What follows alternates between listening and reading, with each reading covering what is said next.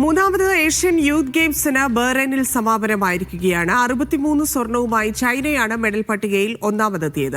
13 സ്വർണവുമായി ചരിത്ര നേട്ടം സ്വന്തമാക്കിയ ഇന്ത്യ പട്ടികയിൽ 6-ാം സ്ഥാനത്ത് ഫിനിഷ് ചെയ്തു. യൂത്ത് ഗെയിംസ് സമാപന വേദിയിൽ നിന്ന് ഷഫി ഷാജഹാൻ വിവരങ്ങൾ നൽകും. ഷഫി, വിശദാംശങ്ങൾ. ജന്യ പ്രൗഢഗംഭീരമായ പരിപാടികളോടുകൂടി ആരംഭിച്ച ഏഷ്യൻ യൂത്ത് ഗെയിംസിന് ബഹ്റൈനിലെ ഖലീഫ സ്പോർട്സ് സിറ്റിയിൽ ഇന്ന് സമാപനമായിരിക്കുകയാണ്. ഇന്ന് കൊടിയിറങ്ങിയിരിക്കുകയാണ്.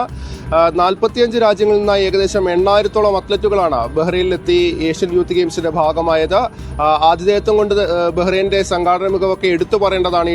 ഈ വലിയൊരു കായിക ഇവന്റ് സംഘടിപ്പിച്ചതിൽ സാധാരണഗതിയിൽ വർഷങ്ങളോളം വേണ്ട മുന്നൊരുക്കങ്ങളൊക്കെ വേണ്ട കായിക ഇവന്റാണ്. അതിൽ 10 മാസത്തിൽ താഴെ മാത്രം കൊണ്ടാണ് ബഹ്റൈൻ ഇത്രയും വലിയൊരു ഇവന്റിനെ ഹോസ്റ്റ് ചെയ്തത്.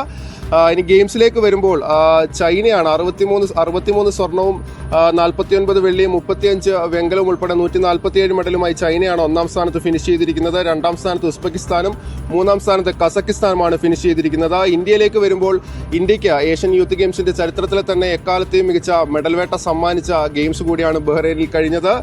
ഇന്ത്യ 13 സ്വർണം ഉൾപ്പെടെ 48 മെഡലുകളുമായി 6-ാം സ്ഥാനത്താണ് ഏഷ്യൻ യൂത്ത് ഗെയിംസിൽ ഫിനിഷ് ചെയ്തിരിക്കുന്നത്.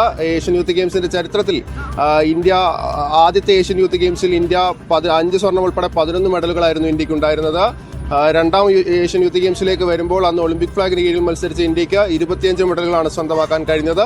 ആ റെക്കോർഡുകളെല്ലാം തകർത്തുകൊണ്ടാണ് ഇത്തവണ ഇന്ത്യയുടെ കൗമാര താരങ്ങൾ കളത്തിലിറങ്ങിയത്. കബഡിയിലെ ഇരട്ട സ്വർണത്തോടുകൂടി തുടങ്ങിയ ഇന്ത്യ കഴിഞ്ഞ ദിവസം ബോക്സിംഗ് റിംഗിൽ നിന്ന് 4 സ്വർണവും ബീച്ച് റെസ്ലിംഗിൽ നിന്ന് 3 സ്വർണവും നേടിയാണ് മത്സര ഇനങ്ങളെല്ലാം അവസാനിപ്പിച്ചത്.